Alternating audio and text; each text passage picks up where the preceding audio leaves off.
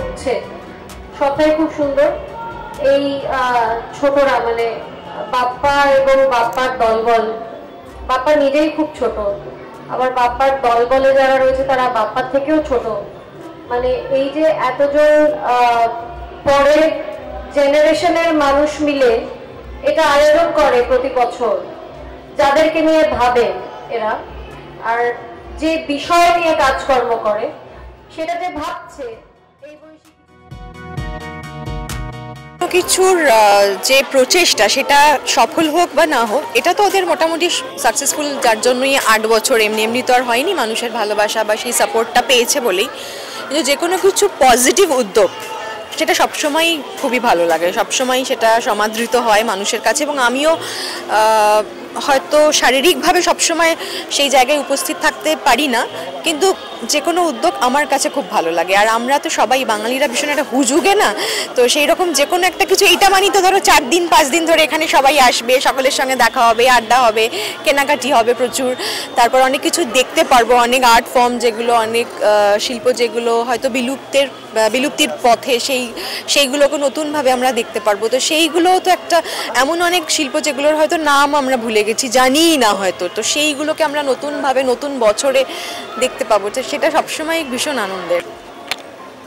দেবলীনাদি প্রত্যেক বছরের মতো রং মশালের এই বছর এরকম একটা ইনিশিয়েটিভ, কিরকম লাগছে সবটা এসে? পরিবেশটা প্রচণ্ড সুন্দর লাগছে, ভীষণ সুন্দর। রং মশালের যারা আয়োজন করেন আর কি, এবং পজিটিভের সব ছেলেমেয়েরা, তাদের আয়োজন প্রতি বছর দেখছি বৃহত্তর থেকে বৃহত্তরতম হচ্ছে, আরও সুন্দর হচ্ছে। ওদের ভাবনার আরও পরিসরটা বাড়ছে প্রত্যেক বছর। রংমশালের পুরো ভাবনাটাই তো সকলেরই জানা। আমি প্রত্যেক বছর আসি, যেসব শিল্পী এবং যে শৈল্পিক দিকটাকে তুলে ধরা হয় সেগুলো এইভাবে এরকম কিছু মানুষ তুলে ধরতে থাকলে তবেই এই শিল্পগুলো বেঁচে থাকবে, না হলে আস্তে আস্তে লুপ্ত হয়ে যাবে।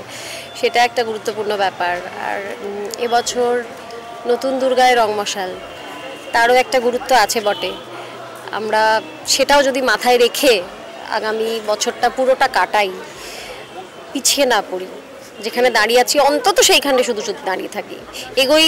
এগোবো না কি সেটা পরের কথা, কিন্তু পিছিয়ে অন্তত যাতে না পড়ি, তাহলেও অনেকটা দাঁড়িয়ে থেকে, এক জায়গায় দাঁড়িয়ে থেকেও হয়তো অনেকটা এগোতে পারবো। রংমশাল হয়তো এবার সেটাই বলতে চাইছে। আমার এটা ফার্স্ট টাইম, তো ভালো লাগছে। মানে আমি একটা জিনিস মনে করি যে যখনই কোথাও একটা গিয়ে আমি দেখি যে স্টলের সামনে, মানে বিজনেস এন্টারপ্রেনারের জায়গায় একটা মহিলা থাকে, তো ওখানেই আমার মনে হয় যে একটা মহিলার এগিয়ে যাওয়া মানে সমাজে 100% এগিয়ে গেছে। আমাদের সংবিধান আরও সঠিকভাবে জাস্টিফাইড হয়েছে, তো ভালোই লাগছে। অ্যান্ড তার উপরে তোমাদের থিম হচ্ছে নতুন দুর্গায় রংমশাল, তো আরও মানে ইট সেজ আ লট। তো সেখানে গিয়ে একটা এত সুন্দর আয়োজন, একটা মেলার আয়োজন, এত সুন্দর সুন্দর জামা কাপড়, এত সুন্দর সুন্দর জিনিসপত্র, তার মাঝে আমার কাছে যেটা সবথেকে বড় পাওনা হচ্ছে ওখানে গিয়ে যে মহিলা এন্টারপ্রেনারশিপ। পুরো রংমশালের টিমকে, খালি বাপ্পাকে নয় সবাইকে, ওরা যে এফার্টটা দেয় সেটাকে সাধুবাদ জানাই। কারণ আমি এই নিয়ে মনে হয় 3য় বর্ষ যেটা আসছি, এবং ওদের পরিশ্রমটা দেখা যায়। এরকম একটা উদ্যোগ, এরকম একটা স্ট্রিট আর্ট ফেস্টিভ্যাল করা, এটা তো বিরল। মানে এমনিতেও অনেকগুলো আর্ট ফর্ম আমাদের পশ্চিমবঙ্গ থেকেও হারিয়ে যাচ্ছে, সেগুলোকে তুলে ধরা এবং সেগুলো যাতে বজায় থাকে, সেগুলো যাতে বেঁচে থাকে, সেই উদ্যোগ আজকের দিনে কজন নেয়। তো সেইটার জন্য আমি পুরো এবং পজিটিভের টিমকে এবং প্রত্যেকটা ছেলেমেয়ে অক্লান্ত পরিশ্রম করে এই স্ট্রিট আর্ট ফেস্টিভ্যালটা করে, তাই ওদের সবাইকে আমি খুব সাধুবাদ জানাই।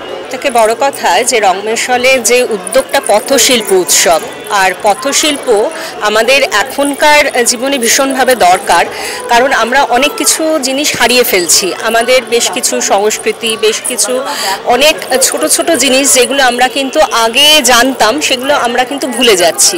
এই যে রংমশাল এবং পজিটিভ যেটা উদ্যোগটা নিয়ে সকলকে একসাথে মিলে, কারণ এখানে যে সমস্ত স্টলগুলো আমি দেখলাম সমস্ত মহিলারা এটার মধ্যে আছে, এবং তারা যে কাজটা করছে তারা কিন্তু হ্যান্ডিক্রাফটসের কাজ কাজ করছে। আমাদের কিন্তু হস্তশিল্প আজকে কিন্তু ভীষণভাবে উঠে আসা দরকার, কারণ আমি নিজে এনভায়রনমেন্ট নিয়ে কাজ করি।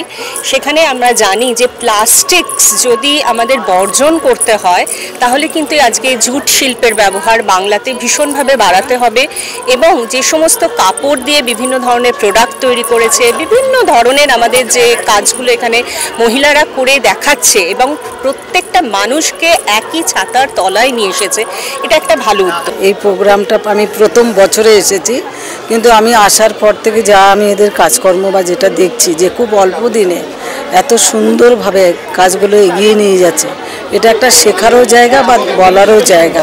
সেখান থেকে আমার খুব ভালো লাগছে।